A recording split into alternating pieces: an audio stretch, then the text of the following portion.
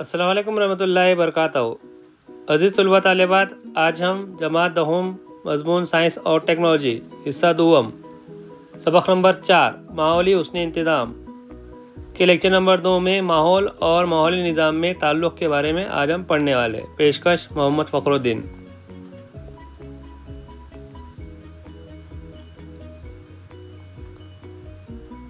जनूबी भारत की रियासतें तेलंगाना, आंध्र प्रदेश, तमिलनाडु और कर्नाटक ऐसी रियासतें हैं जहाँ पर बड़े पैमाने पर चावल की काश्तकारी की जाती है।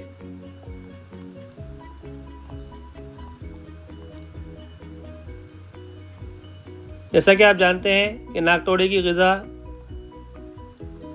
चावल के पौधे, उसी तरीके से मेंढक की ग़िज़ा नागतोड़ा है और सांप की ग़िज़ा मेंढक है।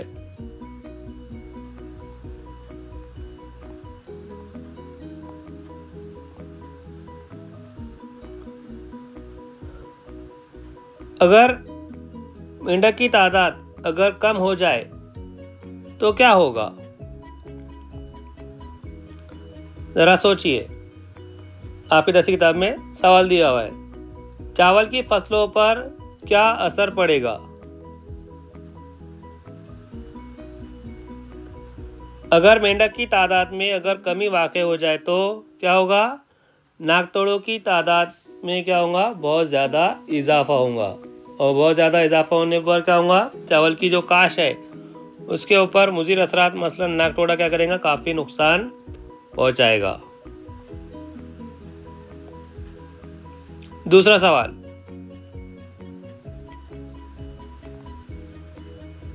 किस सारिफ की तादाद में इजाफा होगा और किसकी तादाद घट जाएगी।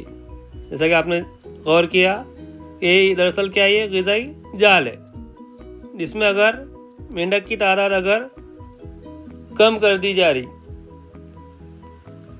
तो सवाल दिया हुआ है कि किस सारिफ की तादाद में इजाफा होगा और किसकी तादाद घट जाएगी।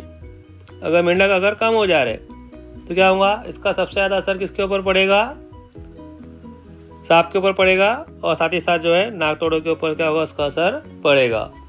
मेंढक की तादाद कम हो जाने पर इसका सबसे ज़्यादा असर सांप की तादाद पर पड़ेगा। सांप की तादाद कम हो जाएगी और नागतोड़ा की तादाद में क्या होगा, बेतहाशा इजाफा होगा, जिसकी वजह से चावल की जो काश है उसमें जो है कमी वाक़ई होगी। और सांप की तादाद अगर कम हो जा रही है तो कम हो जाने पर चूहे और दीगर जो कतरने वाले जानदार है उनकी तादाद में क्या होगा, इजाफा वाक़ई होगा। उसके बाद सवाल नंबर 3, मजमूई तौर पर यहाँ के माहौली निज़ाम पर क्या असर पड़ेगा। मेंढकों की तादाद में कमी हो जाने पर पूरा माहौली निज़ाम गैर मुतवाज़न हो जाएगा। शिकार और शिकारी जानवरों की तादाद तब्दील हो जाएगी और ग़िज़ाई जंजीर का खात्मा हो जाएगा। माहौली निज़ाम और माहौली निज़ाम में ताल्लुक़। माहौल किसे कहते हैं हम इससे पहले पढ़ चुके हैं, आइए और एक बार उसे समझ लें। जानदार, गैर जानदार, जानदार को हयाती अज़्ज़ा भी कहते हैं और गैर जानदार को गैर हयाती अज़्ज़ा भी कहते हैं। साथ ही कुदरती माहौल और मसनूई माहौल या इंसानी तैयार करदा माहौल से मिलकर क्या बनता है, माहौल बनता है। माहौल को 2 हिस्सों में तकसीम किया गया है, कुदरती माहौल और मसनूई माहौल। कुदरती माहौल में हवा, उसके साथ फ़िज़ाई कुर्रा, पानी, ज़मीन, जानदार वगैरह का शुमार होता है। जबकि मसनूई माहौल या इंसानी तैयार करदा माहौल में इंसान की बनाई हुई अशिया मसलन बिल्डिंग, खिलौने और फ्लाईओवर है। माहौल में हयाती अज़्ज़ा और गैर हयाती अज़्ज़ा शामिल होते हैं। इंसान के बनाए हुए माहौल का भी कुदरती माहौल पर बिला वास्ता असर पड़ता रहता है। मसलन इंसान के बनाए हुए कारखाने से फ़िज़ाई आलूदगी, मिट्टी की आलूदगी और पानी की आलूदगी होती है, जिसका असर क्या होता है, डायरेक्ट कुदरती माहौल पर पड़ता है। जैसा कि आपको पता है कि कार्बन डाइऑक्साइड का तनासुब दिन ब दिन क्या होते जा रहा है, बढ़ते जा रहा है, जिसकी वजह से ओजोन जो लेयर है, तो ओजोन लेयर में क्या हो रहा है, शिगाफ पड़ता जा रहा है।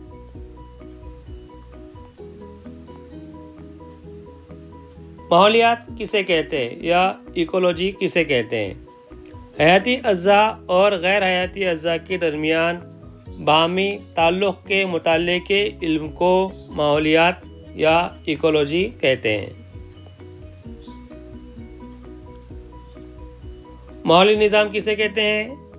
माहौलियात का मुताला करने के लिए जो बुनियादी अफ़ाल की इकाइयाँ इस्तेमाल की जाती है उसे माहौली निज़ाम या इकोसिस्टम कहते हैं।